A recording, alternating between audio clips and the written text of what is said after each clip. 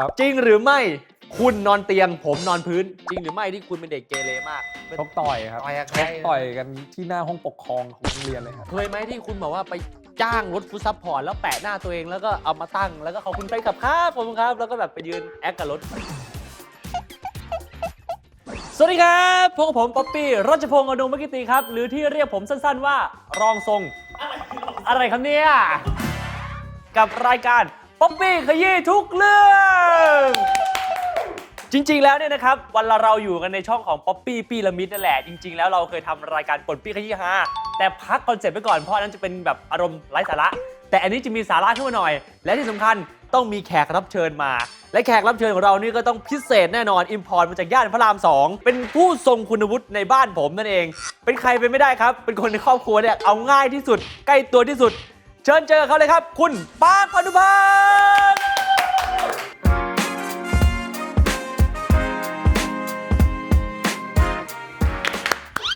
แค่เปิดตัวแขกรับเชิญ แค่เปิดตัวแขกรับเชิญรายการมึงก็เจ๊งแล้วเปิดตัวมาให้แขกรับเชิญนั่งข้างหลังโอ้โหสคริปต์ยังอยู่ที่มือเพิ่งให้ก่อนหน้า5 นาทีไม่ต้องใช้สคริปต์ เก็บเลย เก็บเลยแม้ต้องใช้ไหม แมทไม่ต้องใช้เพราะคุณทำการตัว ADK แล้ว ใช่โทรศัพท์ต้องใช้ไหม โทรศัพท์ไม่ต้องใช้โยนทิ้งเลย เดี๋ยวไม่ได้เดี๋ยวไม่มี นี่โยนแบบห่วงด้วยนะโยนแบบห่วงโกง สวัส เก่ ดี ง ครับสวัสดีทางรายการสวัสดีคุณป๊อปปี้ด้วยครับ สวัสดีครับ ทีมงานทุกท่านด้วยนะครับกับรายการเชื่อใจป้าครับ ไม่ใช่ป๊อปปี้ขยี้ทุกเรื่อง ป๊อปปี้ขยี้ทุกเรื่องวงเล็บเรื่องคนอื่น ครับผม ครับ นี่ถามมีแฟนๆชาวต่างชาติทักทายภาษาอังกฤษหน่อย Hi the fan good afternoon thank you for invite me for this channel this channel Event หลายๆ channel ลืม แล้วก็มีแฟนคลับชาวจีนด้วย โอเคนี่ฮาววอจ้ามึงเอากูมาฆ่าจริงๆเนี่ย เอาหนึ่งคุณต้องครบทุกด้านสิ ได้ เวลา ได้ครับ คุณจะทำอะไรคุณต้องได้ทุกอย่าง ได้ สักนิดนึงฝรั่งเศส บองชูบองกลตะวงวิดิวา โอ้โห สุดยอด ไม่มีผิดหวัง ผิดหวังกูผิดหวังกับมึงมากเลย เอาล่ะวันนี้นะครับเราอยู่กับแขกรับเชิญที่ไม่ได้ห่างตัวมากเลย ครับ คือพี่ชายของผมนั่นเอง สวัสดีครับ นะฮะก่อนอื่นเลยครับคุณแนะนำตัวอย่างเป็นทางการหน่อยคุณปาร์คครับ ได้ครับสวัสดีครับผมปาร์คนะครับอนุพัฒน์อนุมกิตินะครับหรือที่ใครๆเรียกกันว่าเชื่อใจปาร์คนั่นแหละครับครับ โอเคมาในช่วงแรกของรายการเราไปไหนอะทำไร ก็รายการชิวๆนะ คำถามช่วงแรกนี่เราจะเป็นช่วงของคำว่าจริงหรือไม่ จริงหรือไม่ จริง ยัง อ๋อ รีบไปไหนล่ะ ครับ จริงหรือไม่คุณนอนเตียงผมนอนพื้น จริงครับผมพูดผ่านไลฟ์บ่อยมาก ทำไมไม่ชวนกูนอนเตียงด้วย ไม่ ทำไม มันแบ่งชนชั้นไงผมเกิดก่อนผมก็มีสิทธิ์ที่จะเลือกก่อน อ่า อ่า ผมก็เลยเลือกนอนบนเตียง ไม่ใช่เดี๋ยวแฟนคลับเข้าใจผิดป๊อปปี้อ่ะจริงๆมันเป็นคนชอบนอนพื้นครับด้วยหลังมันหรืออะไรด้วยมันอาจจะนอนเบาะนิ่มๆแล้วมันรู้สึกว่ามันปวดหลังใช่ป่ะเคยมีอยู่ช่วงนึงที่มันบ่นแต่ถ้าจะให้แยกห้องเราก็เคยคุยกันแล้วแต่เราก็ไม่แยกถ้าทำจริงๆป๊อปปี้มีห้องส่วนตัวที่แบบบิวอินสวยเลยนะครับ แต่ไม่นอนเป็นห้องที่เก็บไว้ให้ผมไลฟ์สด กลายเป็นว่าตอนนี้คือเขาใช้ห้องผม ใช่ ในการมาไลฟ์ ถูกต้อง นั่นเอง ครับ นะอันนี้คือ ใช่ คำถามแรก จริงหรือไม่ที่คุณลาออกจากงานประจำมาทำดูบันดิ จริงครับ ทำไมอธิบายหน่อย จริงๆ คือต้องบอกว่าช่วงนั้นนะมันเป็นช่วงที่เป็นจุดเปลี่ยนในชีวิตมากเลยเพราะว่าผมอะได้ทำงานเป็นออดิเตอร์ อืม แล้วเป็นที่ทำงานที่เป็นที่ใฝ่ฝันที่สุดในชีวิตของผมและในสายอาชีพคือการเป็นออดิเตอร์ ครับ แล้วก็ได้ทำงานในบริษัทที่คิดว่าดีที่สุดในสายอาชีพเราแล้วณตอนนั้น แต่ว่าผมอะเป็นคนที่ชอบทำอะไรหลายอย่างมาก เป็นคนที่ไม่ชอบอยู่กับที่ คือตอนนั้นอะผมเป็นทั้งออดิเตอร์แล้วเป็นเทรนเนอร์ด้วย จนมันถึงจุดเปลี่ยนคือป๊อปปี้ก็ทำดูมันดีนี่แหละครับแล้วก็เลยมีโอกาสได้ไปลองทำ อืม แล้วพอทำเสร็จเนี่ยมันก็รู้สึกว่าเอ้ยมันก็สนุก พอทุกวันนี้คุณมาทำดูบันดิแล้ว อืม เป็นยังไงฮะคิดถึงงานประจำไหม ก็มีบ้างครับ มีบ้างนะ แต่ถามว่าจะให้เรากลับไปทำเป็นออดิเตอร์แบบเดิมอะทำไหมถ้ามีโอกาสผมตอบเลยว่าไม่ ผมไม่กลับไปยืนอยู่จุดเดิมแล้ว เพราะว่าเรารู้สึกว่าชีวิตเรามันต้องไปข้างหน้าอย่างเดียวแล้ว ถ้าสมมติวันนี้ไม่ได้ทำงานในวงการคงกลับไปทำธุรกิจที่บ้านแล้วครับ อ๋อ ใช่ครับ นะฮะสุดท้ายก็คือไปไม่รอด ใช่ก็ ยอม เราจริง ยอม เราพูดเลย จริงหรือไม่ เขาบอกว่าการเป็นลูกคนกลาง พ่อแม่จะรักเราน้อยที่สุด ถามว่าจริงไหม อืม สิ่งที่ผมเคยได้ยินมาเนี่ยก็คือ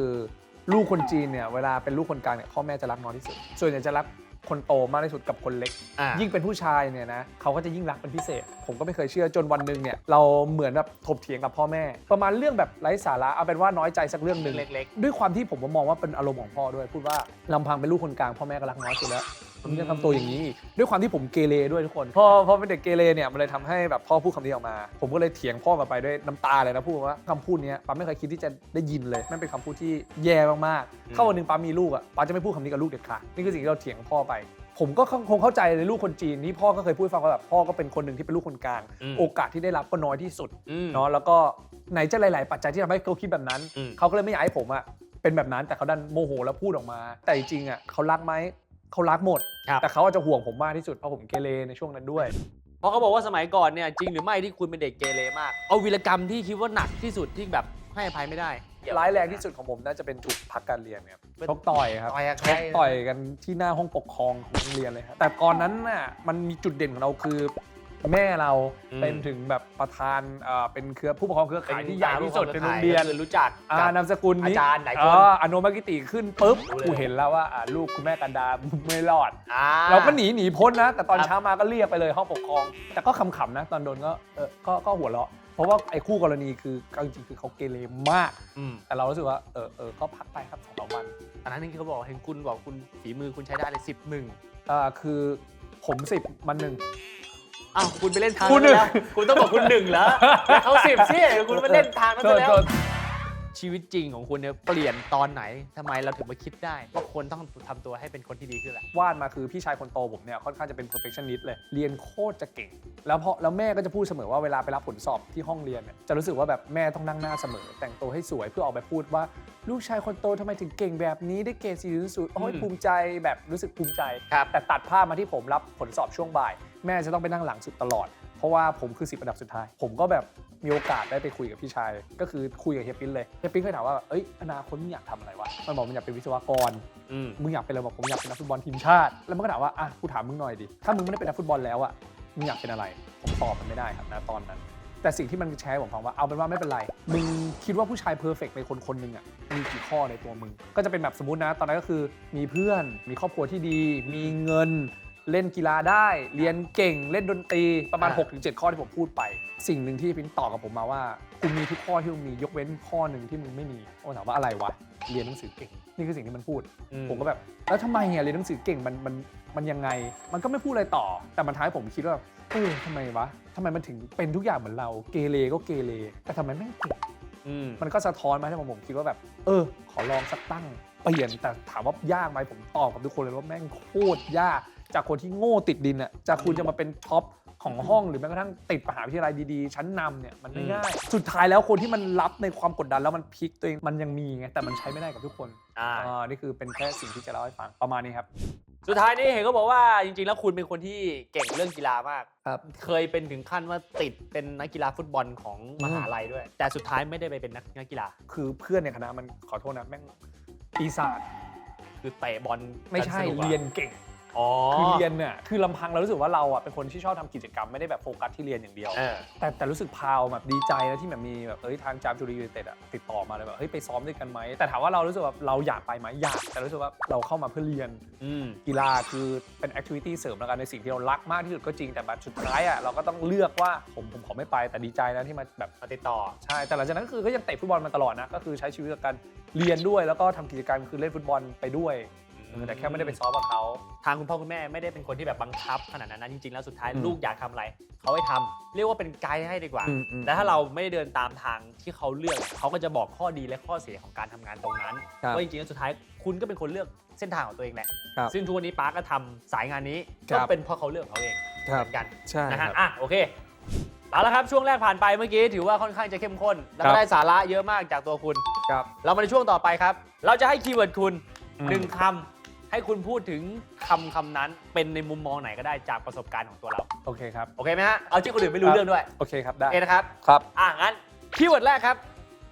บกองถ่ายคือผมรู้สึกว่าผมเป็นคนตื่นเต้นทุกครั้งที่เวลาได้ไปกองถ่ายนะรู้สึกว่าเราก็เป็นคนหนึ่งที่ตลกสนุกเวลาไปกองถ่ายเนี่ยเราก็จะเป็นตัวสร้างรอยยิ้มให้กับทุกคนเท่าที่เราทำได้นะแล้วก็อีกเรื่องหนึ่งเลยอันนี้เนี่ยพูดถึงเรื่องดีไปแล้วเราพูดถึงเรื่องไม่ดีมากก็แอบขโมยฟู้ดซัพพอร์ตเพื่อนๆกินแล้วยังไงโอ้โหประเด็นนี้สำคัญเลยช่วยกินเพราะว่าบางทีฟู้ดซัพพอร์ตมาเย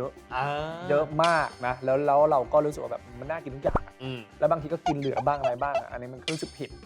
แล้วที่รู้สึกผิดกว่าก็คือบางทีจะกลับบ้านรู้สึกว่าเผื่อแบบสมมติเลิกงานแล้วที่บ้านเดี๋ยวเรากลับบ้านไปแวะซื้อเติมเงินเนี่ยประมาณนั้นแต่ไม่ใช่เรื่องร้ายแรงอะไรเคยหยิบมามากสุดกี่กล่องประมาณ8ไม่ใช่ร้ายแรงเหรอ8ก็8ก็คือแบ่งมึงก็2 ลากลับมาบ้านเผื่อพี่ทำงานก็แบ่งกินเนี่ยผมเก็บไว้กินตอนกลางคืนไงอันนี้กลับบ้านนั่งดูการ์ตูนนั่งดูเก็บไปไหว้พระไหว้พระเสร็จให้พี่ยามหน้าบ้านอย่างเงี้ยนะหมู่บ้านกล่อง2 กล่องไหนจะครอบครัวปากท้องครอบครัวอีกอะ นี่กะอยู่อาทิตย์นึงเลยเรา8 กล่องได้กะอยู่อาทิตย์นึงเลยวะเนี่ยคุณคิดยังไงที่เวลาแบบมีรถฟู้ดซัพพอร์ตมาทุกคันเลยแต่ไม่มีคันของเรามันเคยมีเหตุการณ์หนึ่งเหมือนกันที่ฟู้ดซัพพอร์ตมาแต่ไม่มีของเราเพราะว่าไม่ใช่เพราะว่าเขาไม่ได้ทำให้แต่ว่าพื้นที่ในการจัดวางรถอ่ะมันไม่พอมันสมมติมาได้3 คันแล้วบ้าน3ที่3สมมติ3 หลังเขาจองหมดแล้วเต็มแล้วเราไม่มีเราก็บอกจริงๆเราไม่เป็นไรมาแค่ฟู้ดซัพพอร์ตแล้วทานเราก็โอเคแล้วแบ่งกันกินก็โอเคแล้วไม่ได้วอรี่ถึงเรื่องนี้เลยถ้าตัวผมนะของเพื่อนอ่ะบางทีมาเยอะแล้วเราเห็นภาพบางภาพว่าบางทีอาหารเหลือก็เสียดายแฟนคลับก็เสียดายรู้สึกว่าเอาแค่พอดีแต่เข้าใจว่าบางทีแฟนคลับอยากจะซับให้เต็มที่กินกันให้อิ่มอะไรอย่างเงี้ยมันก็จะเป็นภาพประมาณนั้นมากกว่าเคยไหมที่คุณบอกว่าไปจ้างรถฟู้ดซัพพอร์ตแล้วแปะหน้าตัวเองแล้วก็เอามาตั้งแล้วก็ขอบคุณแฟนคลับครับผมครับแล้วก็แบบไปยืนแอคกับรถเคยไหมอันนี้ใครบอกมึงวะเนี่ยอันนี้ไม่กูทำมานี่ก่อนมึงทำเหรอจริงเหรอมึงรู้ไหมว่าคันนึงมันหลายพันนะเว้ยมึงเจียค่าตัวมาเพื่อจะเอามาทำคนอื่นนี่เขาแค่แบบปิดพื้นที่อันนี้คุณน้อยใจไหมเนี่ยที่คุณพูดอะไรนะคุณน้อยใจไหมเนี่ยอันนี้ไปเชิงเพ้อเจ้อไม่มีหรอกผมก็หยอกไปเล่นคีย์เวิร์ดต่อไปเรื่องของแฟนคลับถามต่อเลยอันนี้เป็นสิ่งที่ใครหลายๆคนอาจจะมองด้วยว่าแบบว่าในฐานะชอบมีคนบอกเป็นโขดแล้วกันนะที่เขาจะพูดว่าศิลปินเป็นโค้ดหรือเปล่าโค้ดคืออะไรวะเขาเรียกว่าอะไรฮะภาษาอังกฤษโค้ดป่ะโค้ดเรียนที่ไหนเนี่ยเป็นโค้ดหินเหรอที่เขาจะพูดว่าศิลปินเนี่ยเวลาแฟนคลับแท็กอะไรมาเวลาเขาทวีตอะไรมาหรือเวลาเขาพูดถึงเราอะไรเงี้ยศิลปินหลายๆท่านบางท่านก็ไม่ตอบเลยบางท่านก็มีตอบบ้างบางคนก็ตอบทุกคนโอเคคุณเป็นประเภทไหนคือจริงๆผมกล้าพูดในฐานะเราเป็นศิลปินคนหนึ่งแล้วกันครับแต่ว่าผมก็จะบอกกับตัวเองเสมอว่าเราไม่เคยวางตัวเองเป็นศิลปินคือการกระทำทุกอย่างของผมที่แสดงออกไปมันมีเป็นเขาเรียกว่าดาบ2 คมทุกคนมันมีทั้งข้อดีและข้อเสียครับแต่สุดท้ายเราเลือกที่จะทำในสิ่งที่เราเป็นตัวเราดีกว่าผมจะเป็นคนที่เล่นโซเชียลเยอะเป็นคนที่แบบค่อนข้างจะอินเทอร์แอคกับแฟนคลับเยอะเป็นคนที่ทีทแฟนคลับดีเรามีความสุขกับการที่เราได้อินเทอร์แอคกับแฟนคลับเราแค่มองว่าแฟนคลับเนี่ยคือเหมือนคนในชีวิตเราที่เรารู้สึกว่าคนที่เป็นแฟนคลับเรานะเราจะมองแต่เรื่องดีๆคือเขามาเป็นพลังบวกให้เราเหมือนกันครับการที่แฟนคลับเนี่ยจะซัพพอร์ตศิลปินสักคนหนึ่งเขาไม่ได้ต้องการอะไรจากเรานะเขามองว่าเราเป็นสมมติเป็น1 กำลังใจในการทำงานของเขาเช่นกันแล้ววันนี้เรารู้สึกว่าอีกสิ่งหนึ่งที่เราก็พูดกับแฟนคลับเราตลอดว่าเราโคตรจะภูมิใจแฟนคลับเชื่อใจป้ามากๆคือเราอย่างที่บอกผมไม่ใช่ศิลปินที่มีชื่อเสียงว่าเฮ้ยคุณเป็นพระเอกเหรอไม่ใช่คุณเป็นนักแสดงที่ออกเยอะแยะมากมายไม่ใช่คุณเป็นยูทูบเบอร์ที่ดังมากเหรอไม่ใช่คุณเป็นพิธีกรที่เก่งสุดๆดังมีชื่อเสียงไม่ใช่แต่ทำไมคุณถึงมีทุกอย่าง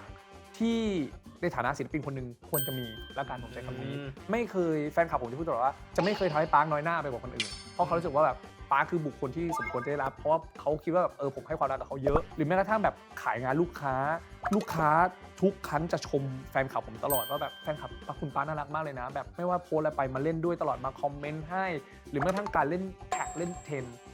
ก็จะติดตลอดก็เลยถึงจะเป็นมี1 คำที่ผมพูดตลอดว่าถ้าวันนี้นะผมไม่มีแฟนคลับเชื่อใจป้าผมไม่อยู่ตรงนี้แล้วแน่นอนก็คือผมก็คงแบบลาวงการตรงนี้ไปแล้วไปทำในสิ่งที่ผมมองว่ามันอาจจะเหมาะสมมากกว่าดีกว่าเพราะด้วยอายุด้วยอะไรหลายๆอย่างเนาะมันก็คือเรื่องของความเป็นจริงนี่นะนี่เดี๋ยวเป็นมุมมองสำหรับคุณปาร์คที่มีต่อแฟนคลับคือเขาน่ารักมาโดยเสมอจึงเป็นคำถามสำคัญที่ต้องถามเลยเกี่ยวกับเรื่องแฟนคลับนี่แหละจริงไหมฮะที่คุณไปเช่ารถฟู้ดซัพพอร์ตมาเป็นของตัวเองนี่จริงไหมมึงพูดไปแล้วถามไปแล้วโอเคคิดว่าสุดท้ายดูมันดิบ้านหลังที่2ของกูเลยตอนที่เราเข้ามาดูมันดีเรารู้สึกว่าเราเข้ามาเพื่อหาเงินแต่ด้วยอุปสรรคต่างๆหรือการทำงานความผูกพันเวลาผ่านไปนานๆไปท้ายรู้สึกว่าเราก็ผูกพันกับเพื่อนๆเราอยู่มาเนี่ยจนท้ายรู้สึกว่าบางอย่างแทบจะรู้กันหมดแล้วไม่ต้องพูดอะไรเลยแต่ละคนมันก็มีข้อดีข้อเสียต่างกันเพราะว่าในดูมันดีมันมีทั้งหลายเจนมีทั้งโตกำลังโตแล้วก็เด็กไปเลยอย่างเงี้ยเรารู้สึกว่ามันก็ต้องปรับตัวแต่ครอบครัวเราใหญ่ขึ้นเรื่อยๆเนาะมันรู้สึกว่ามันคือครอบครัวของเราอะไรก็เป็นแบบพื้นที่หนึ่งที่เราจะปรึกษาเป็นพื้นที่แห่งความสบายใจแล้วกันในดูมันดิมึงขโมยของบ้านพี่ออฟบ่อยตอนขโมยทำไมมึงเห็นแล้วไม่ห้ามเอาด้วย แล้วเป็นงี้นะจะถามพี่ออฟทุกครั้งพี่ออฟอันนี้ใช้เปล่าพี่ออฟไม่อยู่ไม่อยู่ถือว่าไม่ใช้ละกันไม่ถูกแม่ตะโกนถามพี่ออฟอยู่ชั้นบนเราอยู่ชั้นล่างพี่ออฟใช้ไหมเนี่ยไม่มีใครตอบถือว่าไม่ใช้ถือว่าไม่ใช้ไม่ตอบถือว่าเป็นของเราเรียกว่ายืมมาทำงานถูกต้องครับแต่ไม่คืนนะยืมแต่ก็ไม่เคยได้คืนแต่คือพี่ออฟไม่เป็นไรเขาน่ารักอยู่แล้วเขาให้นะอันนี้เป็นหนึ่งความลับของดูมันดิความรักอันนึงง่ายๆดูมันดิทุกคนเท่าที่ผมสัมผัสติดดินครับ อันนี้คิดว่าแฟนคลับบางทีไม่รู้คือขอโทษนะมีโต๊ะสมมติโต๊ะเต็มอ่ะไม่ซีเรียสเลยนั่งกินที่พื้นได้ จริงๆอันนี้เป็นหนึ่งอย่างที่ทางลูกค้าส่วนใหญ่ที่เวลาเจอทางดูมันดีเขาจะบอกว่าเด็กดูมันดีเนี่ยจะมีความเป็นกันเองสูงจะมีความแบบไม่ได้แบบเฮ้ยผมดังผมมีชื่อเสียงแล้ว หรือแต่ก่อนผมไม่ดังตอนนี้ผมดังแล้วมันจะปฏิบัติกับผมแบบเดิมไม่ได้อะไรเงี้ยน้องๆทุกคนน่ารักหมดเป็นฟิลเดียวกันหมดแล้วก็ดีใจเหมือนกันที่เพื่อนๆในดูมันดีเนี่ยไม่ว่าจะหน้ากล้องหรือหลังกล้องเขาเป็นเหมือนเดิมเขาเป็นคนที่น่ารักแบบนี้อันนี้คือความภาคภูมิใจอย่างหนึ่งนะใช่ไม่ว่าเขาจะไปอยู่จุดไหน แต่เขาไม่เคยลืมจุดแรกหรือความสัมพันธ์ของความเป็นเพื่อนให้เล่าหน่อยว่าตั้งแต่คุณทำงานมาเลยเนี่ยนะพาร์ทไหนของชีวิตละกันที่แบบในช่วงการทำงานในสายบันเทิงทั้งหมดและภาคภูมิใจที่สุดผมให้ YouTube ดีกว่าผมตอบเป็น YouTube แล้วกันเรามองว่าทั้งนี้ทั้งนั้นเราไม่รู้ว่าปลายทางจบยังไงแต่จุดเริ่มต้นคือที่ทำให้เรามีวันนี้คือ YouTube ฝากผลงานหน่อยฝากผลงานเลยครับมีอะไรให้เราได้ติดตามชมก็ตอนนี้นะครับก็อยากจะฝากเนี่ยครับช่องเชื่อใจปาร์คนะครับเป็นช่อง YouTube ที่ผมทำอยู่ IG ส่วนตัวนะครับปาร์คอโนมากิติครับเดี๋ยวขึ้นให้โปรดักชันทำงานหนักแบบนั้นนะขึ้นให้หน่อยดิเผื่อยอดฟอลจะขึ้นจากรายการนี้ไม่มีพื้นที่ให้แล้วพื้นที่ไม่เอาไม่ขึ้นแม่งค่ารถก็ไม่มีน้ำมันก็ไม่ให้เลยขอบคุณประมาณนี้ครับฝากงานมีของผมด้วยครับวันที่ 28 สิงหาคมแต่มีเทปนี้ออน30 ตุลานะโอ้โหมึงตัดต่อนานจังวะเดี๋ยวมึงส่งมาให้ช่องกูตัดต่อให้มาฝาก Birthday Meeting ของผมด้วยครับแล้วก็ฝากเป็นกำลังใจให้กับผมแล้วก็แฟนคลับเชื่อใจปาร์คด้วยนะครับยังไม่จบสุดท้ายนี้ครับเราจะเป็นช่วงสุดท้ายช่วงป๊อปปี้สอนมุกครับอันนี้ครับมี1มุกครับวันนี้เราจะมาถามคุณนะฮะครับถ้าผมมีเงิน100 บาทคุณมาขอยืมผม50 บาทผมจะเหลือเงินเท่าไหร่ครับคุณจะเหลือเงิน50 บาทครับไม่ผมเหลือ100 เหมือนเดิมครับเพราะว่าผมไม่ให้คุณยืมสมมุติผมมี100 บาทผมให้คุณยืม50 บาทผมจะเหลือเท่าไหร่เหลือ50ไม่ใช่ครับเหลือ100ทำไมอ่ะกูมีแต่แบงค์100กูเลยไม่สามารถให้มึงยืมได้พอๆกับมุกมึงที่ถามกูแหละโอเคไม่น่าไปสงสัยกับมุกเขานะยังไงวันนี้นะครับผมก็ขอฝากรายการป๊อปปี้เย่ทุกเรื่องขอบคุณครับอย่าลืมนะครับชอบกดไลค์ใช่กดแชร์แล้วก็กด subscribe กันเยอะๆนะครับแล้วก็ติดตามคุณปาร์คด้วยนะครับเจอกันใหม่ EP หน้าครับบ๊ายบาย